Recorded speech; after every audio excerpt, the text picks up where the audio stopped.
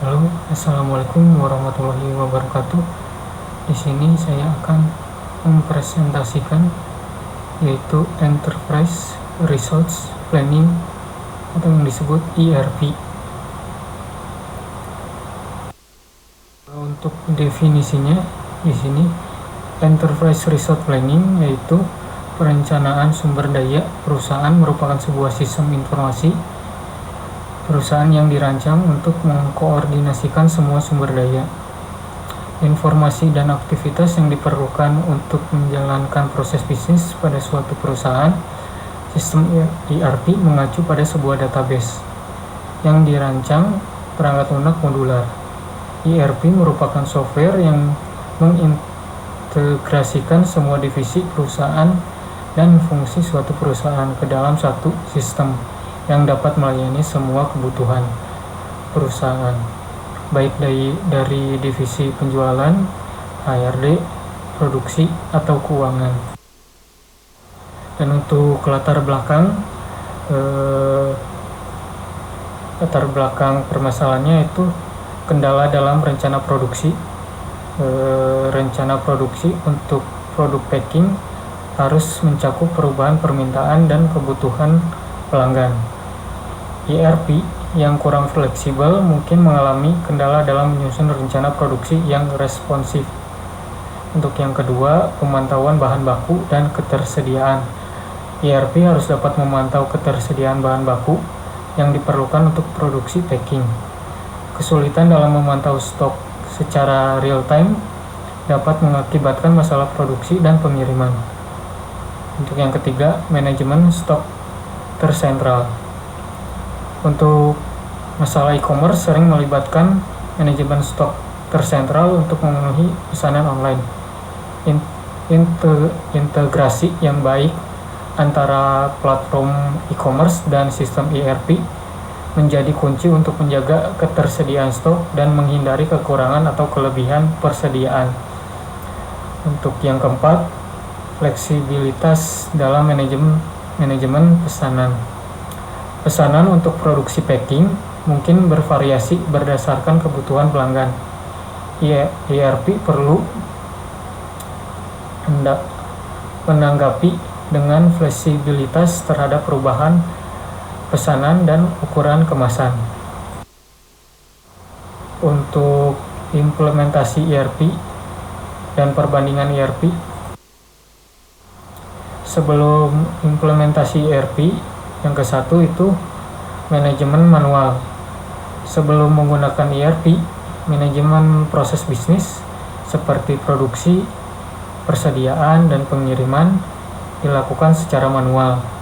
Hal ini dapat mengakibatkan keterlambatan atau kesalahan dan kekurangan transparansi dalam operasi. Yang kedua yaitu sistem terpisah. Data terkait produksi, persediaan, dan pemasaran mungkin terpisah dalam sistem yang tidak terintegrasi. Ini dapat menyulitkan koordinasi antar departemen dan memerlukan upaya manual untuk menyatukan informasi. Untuk yang ketiga, kesulitan dalam perencanaan produksi. Tanpa sistem yang terintegrasi, perencanaan produksi seringkali didasarkan pada perkiraan manual dan bisa berkurang responsif terhadap perubahan permintaan atau kondisi pasar. Untuk yang keempat, pemantauan stok yang tidak efisien. Pemantauan stok dan inventaris dapat menjadi tugas yang sulit dan cenderung tidak akurat. Hal ini dapat mengarah pada ketidakseimbangan stok, kelebihan atau kekurangan yang dapat mempengaruhi ketersediaan produk. Untuk yang kelima, kesulitan dalam pelacakan pesanan. Pelacakan pesanan dan status pengiriman mungkin tidak terotomatis yang menyebabkan ketidakjelasan terkait dengan di mana pesanan berada dalam ranahnya. Untuk yang sesudah implementasi ERP, untuk yang pertama, otomatisasi proses bisnis. ERP mungkin otomatisasi sebagian besar proses bisnis, termasuk perencanaan produksi, pengelolaan persediaan, dan pemantauan pesanan. Hal ini mengurangi ketergantungan pada proses manual dan meningkatkan efisiensi. Untuk yang ketiga, pemantauan dan pelaporan real-time. ERP menyediakan pemantauan dan pelaporan real-time terhadap semua aspek operasional. Ini memungkinkan manajemen untuk membuat keputusan yang lebih cepat dan berbasis data, mengurangi risiko kesalahan dan meningkatkan ketepatan. Dan untuk yang ketiga, optimasi rantai pasok.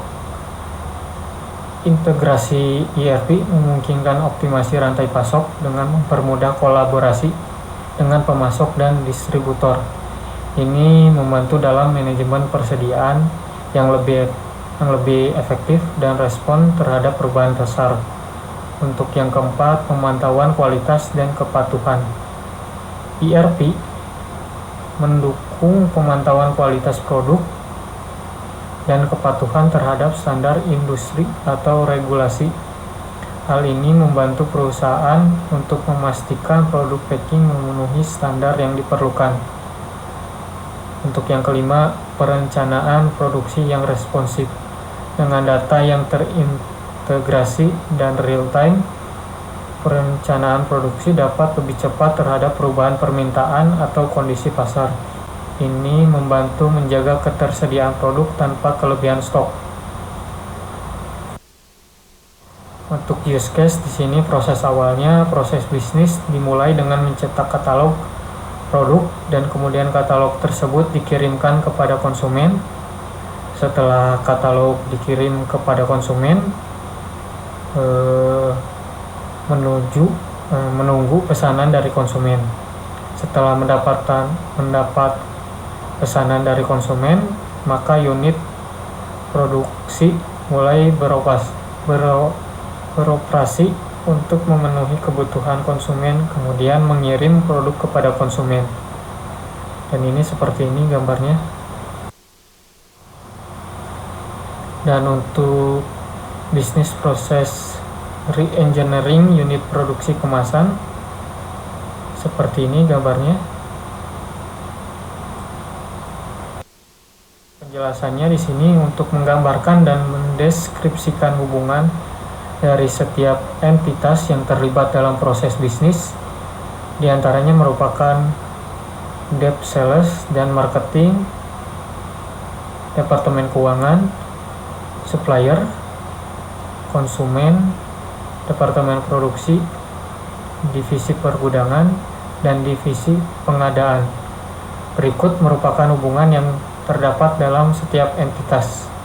Yang pertama, hubungan antara departemen sales dan marketing dengan konsumen merupakan one to many. Hubungan ini maksudnya satu departemen sales dan marketing dapat berhubungan lebih dari satu konsumen. Yang kedua, hubungan antara departemen sales dan marketing dengan departemen keuangan merupakan one to one. Hubungan ini maksudnya satu departemen sales dan marketing dapat berhubungan dengan satu departemen keuangan.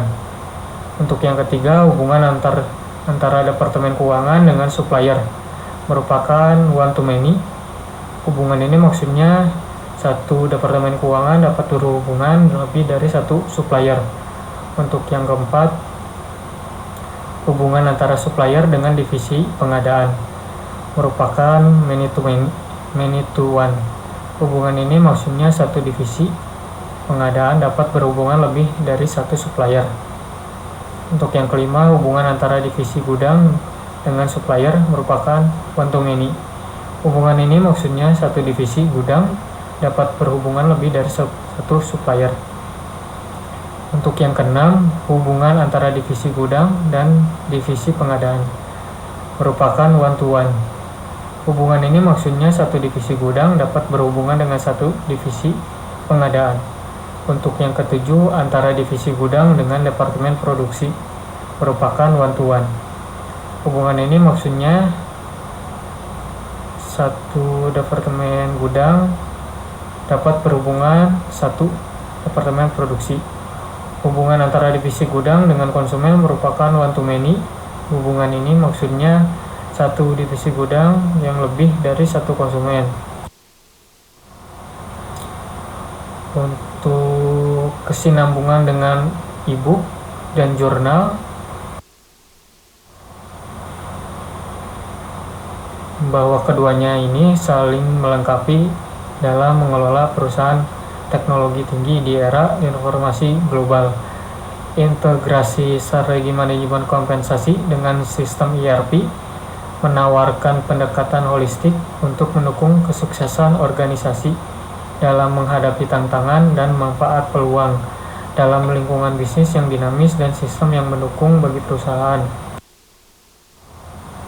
Untuk kesimpulan, integrasi Enterprise Resource Planning atau yang disebut ERP dan e-commerce pada produk packing membawa manfaat luar biasa dalam meningkatkan efisiensi operasional dan ekspansi pasar.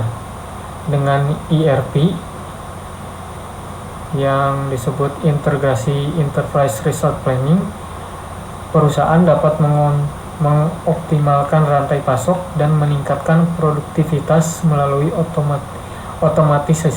otomatisasi. Sementara e-commerce memperluas jangkauan pasar dengan mendorong pemasaran dan penjualan secara global. Keunggulan lainnya termasuk pemantauan real-time, adaptasi cepat terhadap perubahan tren konsumen, dan pemanfaatan teknologi untuk meningkatkan pengalaman pelanggan. Integrasi holistik ERP dan e-commerce menciptakan pendekatan yang seimbang untuk manajemen produk packing, menghasilkan operasional yang efisien, dan pertumbuhan bisnis yang berkelanjutan dan bisnis yang terus berkembang. Sekian presentasi dari saya. Wassalamualaikum warahmatullahi wabarakatuh.